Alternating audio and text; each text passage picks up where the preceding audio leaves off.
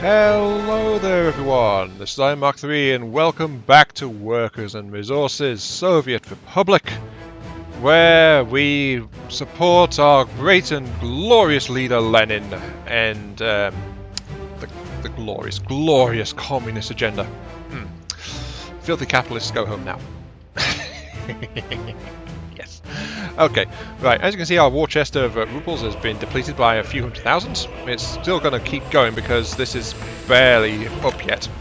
But, of keynote here, the railway line has been completed to the border. The power lines are also all the way to the border. So, it's time to actually let these things start functioning.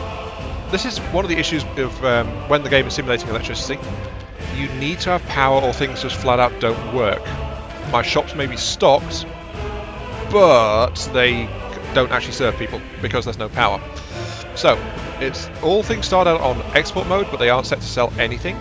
So import at 10%, that's 1,000 kilowatts. Each connection can handle up to 10,000 kilowatts, or I think it's 10 gigawatts, roughly. But that is now importing a limited amount of power, which will get things running. The railway line continues to the south here, and that links to Kromnova, just because it's nearer. So it's about one grid from here, but it's like a grid and a half if I was going to the same place I'm getting power from, so that's why I've separated things just out here. But that will let the town start to function. Power is being supplied, needs will be met, people won't be trying to run the hell away, and you know, all the little important stuff like that. So that's all good.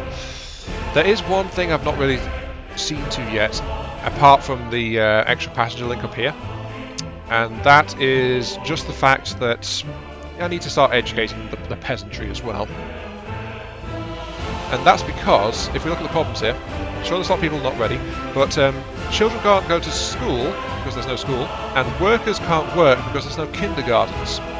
So I need schools to start educating people, and I need kindergartens, not particularly because I care about the kids, though that is also important. I need them because it will free up people, because otherwise people have to stay home and take care of the children. Kindergartens allow them to not have to do that and instead go out and be good peasants and work the fields or the factories or wherever I try to send them. So I need to set up education, kindergartens and schools. I don't. And universities are generally a good idea, but they are not super needed. At least not this early. It's a good idea in general, though. So, okay, I'm going to set up a kindergarten. Like, I should, if I'm building like foci like this, I should set it up somewhere over here, I guess. I need somewhere with good connections, and that's my problem because this is a default built town. So I'm having to fit things in where I can. Don't get me wrong though, kindergarten is not like automatically a superior place. It doesn't automatically free up workers because it takes some workers to run it in the first place as well. Same with a school actually. So they're not the be all end all kind of thing. It's just everything costs workers and resources, and you're trying to balance all of that.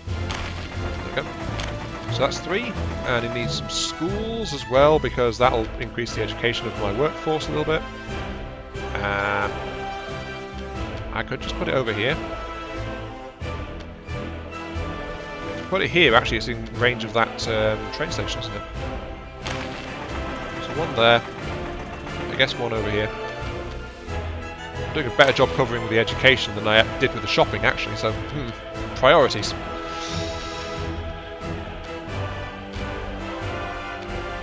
Sure, let's do it like that. It's a little bit odd there, but actually let's turn it around a little bit and just do it like that. I can build some roads in. Just like this.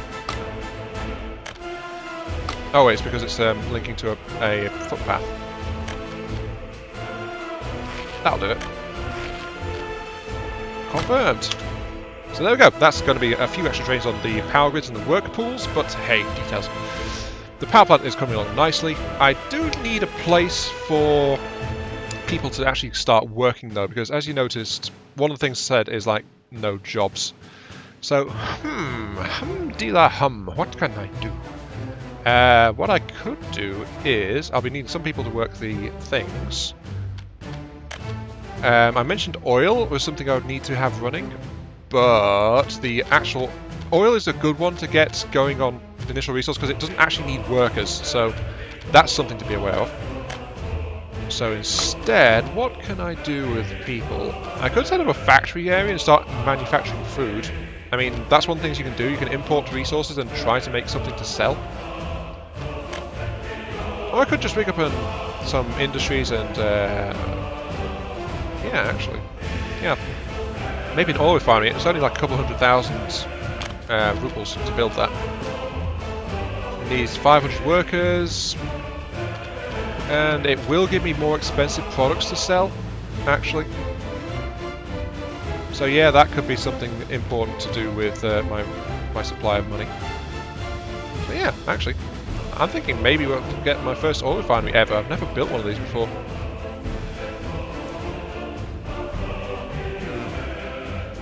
Though honestly, it would be better to build that on the side of the place where I'm going to be putting all the oil and stuff, which is going to be all over here because this is where the oil fields are. So maybe up north would probably be a good place for it, or maybe just down here.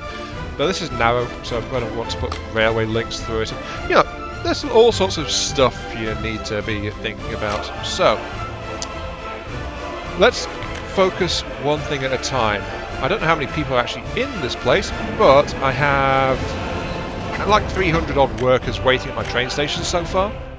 So that's a good indicator of how much work I can expect to get out of the people here, like 300 people. Hopefully more if I can get the population rising, but I'm seeing to their needs, so that's going to happen. I guess that means I'm going to need to actually get some oil going. Now, if I was being sensible about this, I would actually be setting up a construction industry as my first go-to, because it would save me on money in terms of I would be producing materials locally, but it would cost me in time because I'd have to wait for the workers and tools and things to build everything. So at least while I'm setting up at the moment, I'm going to be money inefficient and just get the stuff built, honestly. So I need to decide where to put it all. Now, as you can see, there's like there's red marks around this building, which is like the it shows the resources. It'll grab maybe like 2/3, 3/4 of this circle, centered on the actual rig itself, and that's the actual place it pumps. But this shows you how good quality the area is, and it shows me where everything is as well, which is again something I wish the map mode did more consistently. But hey, details. Like this is all really good for harvesting around here, so I don't want to mess up pump placement on this area if I can help it. If I can help it. Now, I can do that. And I have the option of either pumping it straight into an oil refinery, which will give me fuel for my vehicles and trains and things, and for export, and give me bitumen, which is something for later production and stuff like that. I think I might actually go with the oil refinery route. Sounds like a good idea, right? And I can just put that up here, just outside town as well, and just ship the resources around where I need it. Yeah, that sounds like a good idea. Here's the edge of the oil fields, so let's put the oil refinery in here.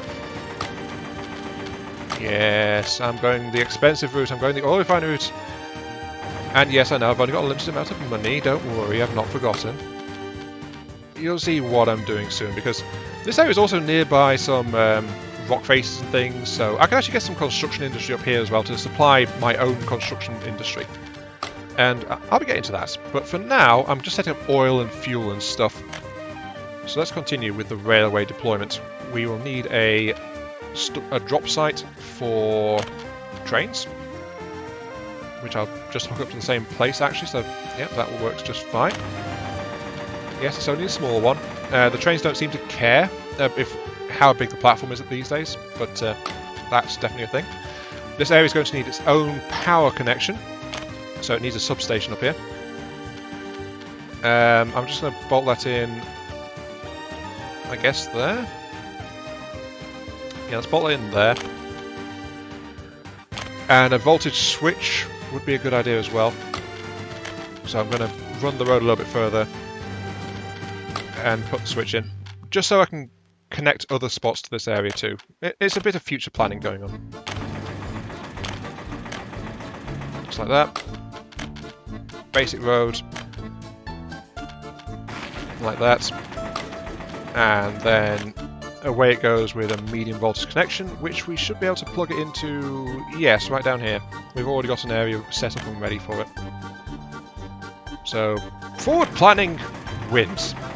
And then if I plug that in there, oh wait, I want to put some stuff up here as well. That means I'm going to, I want to delete you actually and put in another connection here, which has an output going in the right direction, so. Where's the thing? There's the thing. And that you can go on like that. So, yeah, there we go. Perfect! Let all that build up. So, we've got some beginnings of stuff going on. One drawback, though, is we have to get the rail connections sorted. The railway needs to be ready to work.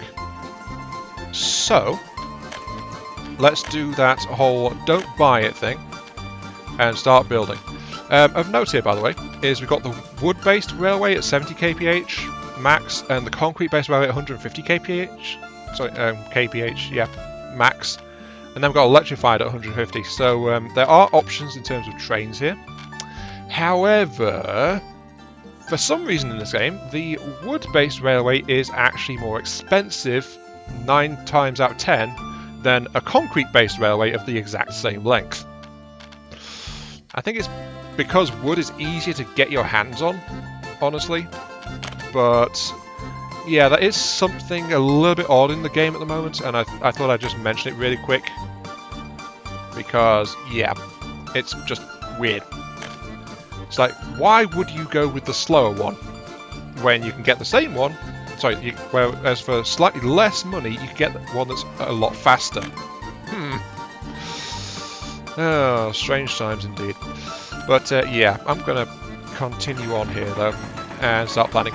Of note, by the way, railways do snap next to each other a little bit, so you do have that option as you place stuff. But all this is going to be though is placing things in the game just to get the actual connections going. This area is going to be kind of busy with trains, so that's why I'm actually building double up straight away. So yeah. The only single line probably is going to be this part on here, or make passing points along it as our outputs increase. But yeah, this area is going to have passenger trains and all sorts wandering around. So, railway is going to be started installed. Okay, we've got a lot of stuff going on here. So, I was originally going to have all of this shown, you know, planned out, like this area here. So we can see, like, again, it's like total material cost or total cost to buy it, but I forgot that unless you have an excavator free in a construction deep area, then you have to switch to auto buy to level out terrain. So I did that here to get this track laid in, and it also purchased everything in the monastery type I'd selected. So yeah, whoopsie. So yeah, now I've got the option of buy with the ruples or tell it to auto buy build using ruples, and it automatically buys everything that's already set in place, so like that. So it'd be nice if it didn't quite do that, because I wasn't intending to, but I had forgotten about the have a constructor free in your building place before doing it thing. So yeah. Anyway, what I've done here is I've tried to separate things out a little bit so that trains running this way won't interfere with trains running that way and all that jazz. Did the same on these junctions here for this passenger stop, but then up here I decided hell with it, it's getting too complex and I'm forgetting stuff, so just keep it simple and it'll reduce the throughput of the junction, but hopefully that won't be much of an issue. I've also spread this all the way along here just in case. That is mostly kind of like future-proofing because, well, I might want to get some materials from down here or something, so better to try that. Now, the last thing I need really to get the train section running is fuel and an actual depot. I might as well build a construction depot while I'm at it because, well, if I'm going to use that, then I'm going to need it. So yeah, that's something potentially to consider. But I also want to see how much this is depleting my money as well. Because This is a fair bit of track, but track is not that costly overall. So yeah, it's all laid in. It's all getting laid in, all getting sorted. That's good to go. Something else I like to do, by the way, is if I've got a power plant feeding station like this down here, is a building I like to build nearby is the fire station. Since this is a priority drop, the idea is that a train coming in here will drop it off and then go off somewhere else with any passengers that weren't unloaded. So, since I'm trying to keep power on, I might as well have something here to maintain fire awareness and readiness as well. Just because it's a good idea to have that. And it also means as soon as something catches fire, I'm going to have a fire station ready to go anyway, so that'll be on there too. So yeah, all I need to do now is, as I mentioned, supplies and things. Now, I've got this oil refinery up here, which will be providing fuel. So I want to have the... I'm thinking here in these hills. Well, yeah, it is hilly, but I think up here would be a good idea for my depots and stuff. Because construction area is going to be here, fuel is being refined here, so having fuel stop here and train depot here and train construction yard here would probably be a good idea as well. So let's just continue. Yes, I only have like a third of my money remaining. Well, even less if you count dollars, but I'm not worried yet by any stretch. We must continue to build the infrastructure of our great Soviet Republic. The Republic, yes. All hail communism.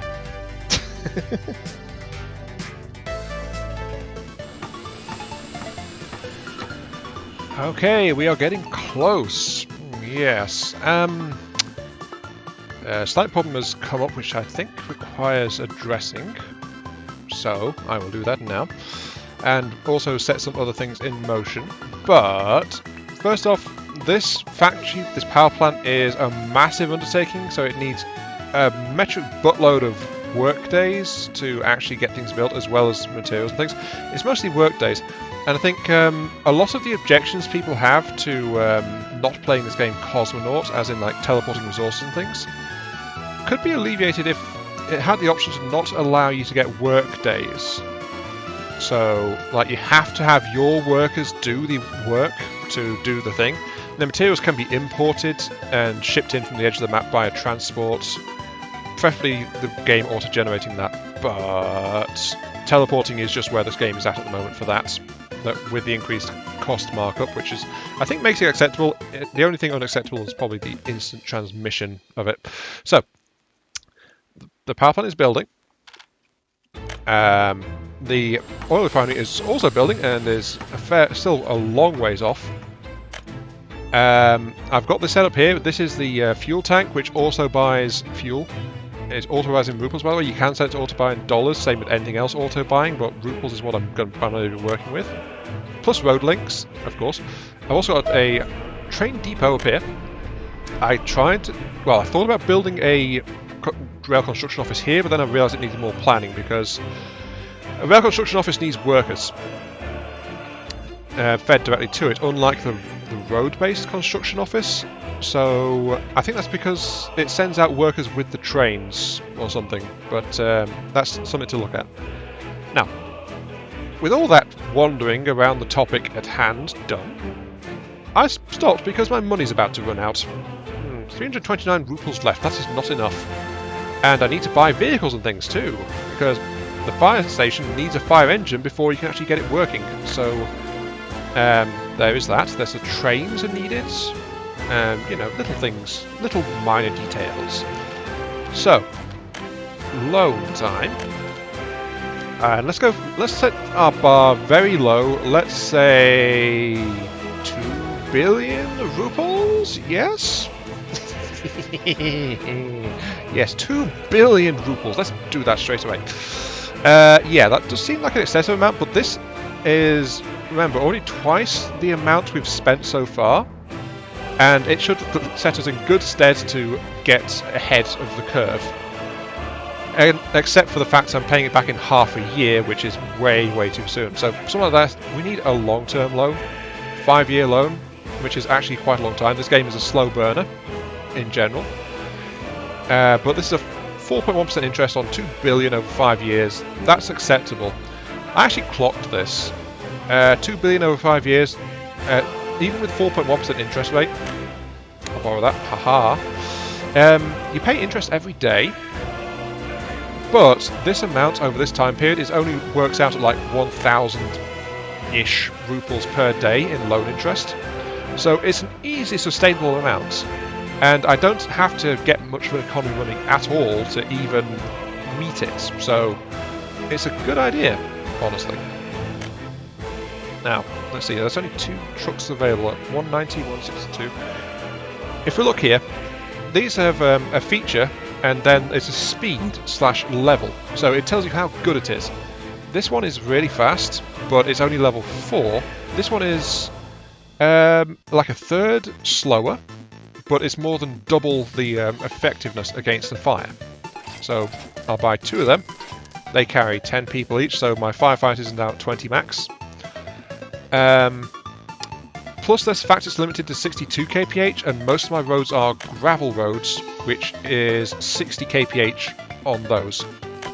So that is also something to be aware of. It's like, I could have gone for the faster fire truck to get a responder out to a fire a bit quicker, but ultimately there wouldn't be much benefit to doing so, because flat out my infrastructure wouldn't allow a truck to get there any much faster than that.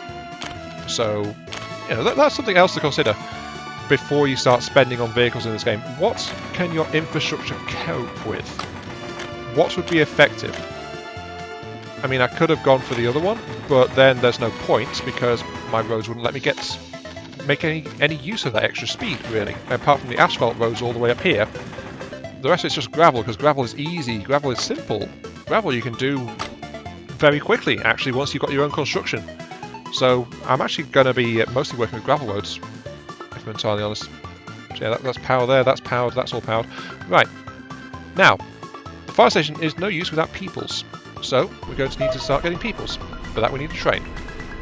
I could buy a cement tank with dollars, which, as far as I know, is like, there's very little you get in terms of trains for dollars. Most of the vehicles in this game are available by ruples, which is one of the reasons it's a much more useful currency. So, we've not got an electric track, so not the electrics, we need diesels. 100, 97, 80, and 95. I could also go for a motor wagon, which does 70 or 60 actually, so they're a bit slower, but they are operational passenger carriages. They're also quite a lot cheaper at the end of the day, but I think I want a bit of speed just to make sure I get a bit more lifetime out of my workers. Maybe. Let's go for... Yeah, let's go for the passenger carriers. They only do 70, but that for the most part shouldn't be a problem. I've got 2 trains, and I'm going to tell them to go to here first, then go to here, then go to here. The thing is, I'm going to have to populate this route with multiple vehicles to get good efficiency out of it. So I use this copy schedule button and click this one, and now that's copied. You have to open the vehicle you wanted to get copy from, hit that button, then you can click on another vehicle, either in the depot like I did here, or out on the world map, then you'll copy the schedule across to it. So that's how that works. And start it. So yay. Now, of note here. Yes, come on out. You shy little machine, you. Yes. This thing has a fuel gauge. And the fuel gauge gets burned as it moves around until it eventually runs low. This one is passing through the fuel depot as it happens, as it leaves the that particular depot. So it automatically fills itself up before it sets off again, but otherwise, when this thing gets to low fuel, it stops and then tries to work out what the closest physical fuel depot is, and then it tries to get to it.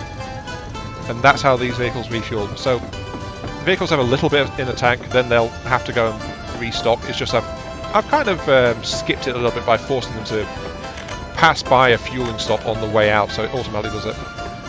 I could just build some of these into the routes, and I will probably, as my rail network gets more advanced. Of course, that might not be on camera, depending on how this all goes, but hey, as you do. Let's start the next one. But the carriages are pretty good acceleration and stuff. It's just the fact that they are kind of sluggish. Let's get a third one out here as well, actually. Let's get that one.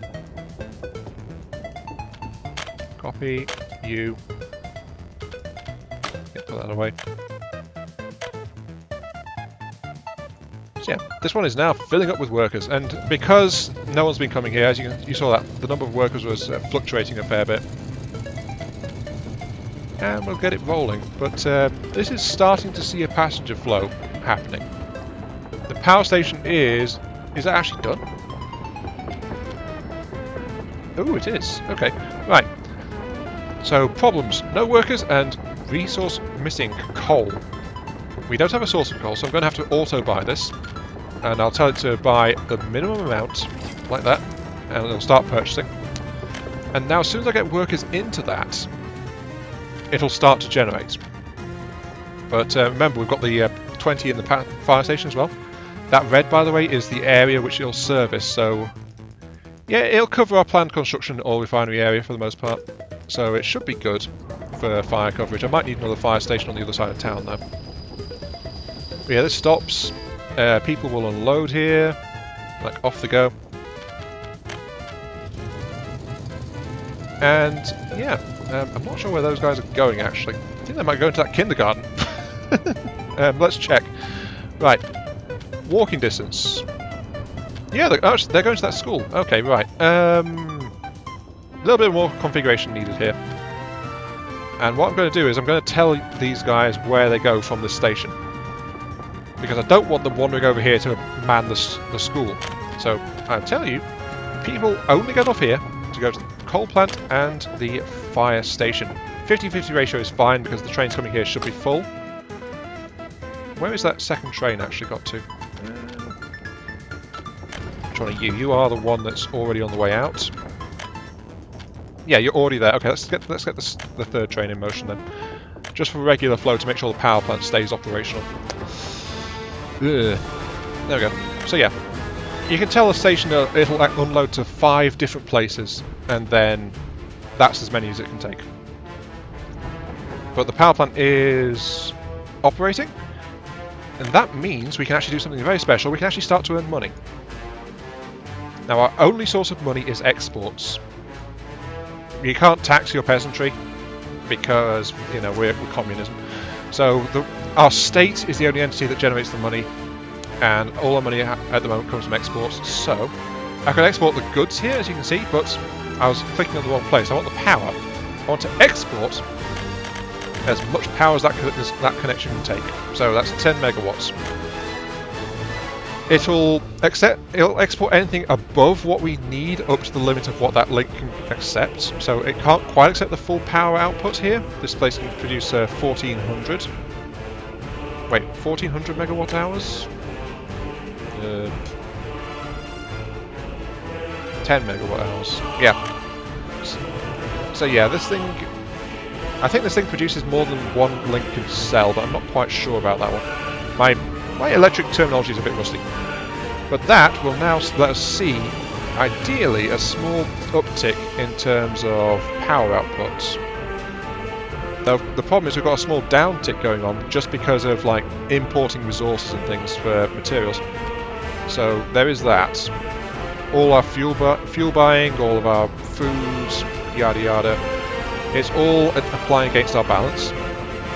But the power plant, it went up by 1. I've made 1 ruble.